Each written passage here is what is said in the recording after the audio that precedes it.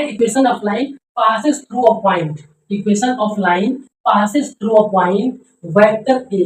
ठीक है, equation of line है जहां कहां से पास कर रहा है वेक्टर ए से, और पैरेलल किसके है वेक्टर बी के, और पैरेलल किसके है ये वेक्टर बी के पैरेलल है। ठीक है, ये पैरेलल का सिंबल है, तो पैरेलल किसके है वेक्टर बी है, और पास क्या कर रहे हैं ए से parallel to the vector B. इसका जो वेक्टर फॉर्म का इक्वेशन होगा बेटा, देखिए ये सब इंपॉर्टेंट चीज है, ये सब आप लोगों को याद रखना है। तो वेक्टर का जो फॉर्मूला होता है vector form, vector R plus R is equal to vector A plus और लेम्डा वेक्टर वी।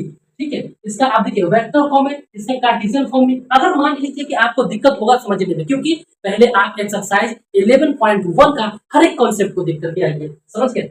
इसका कार्टेशियन फॉर्म क्या होगा, x minus x1 divided by a, y minus y1 divided by b and z minus z1 divided by c।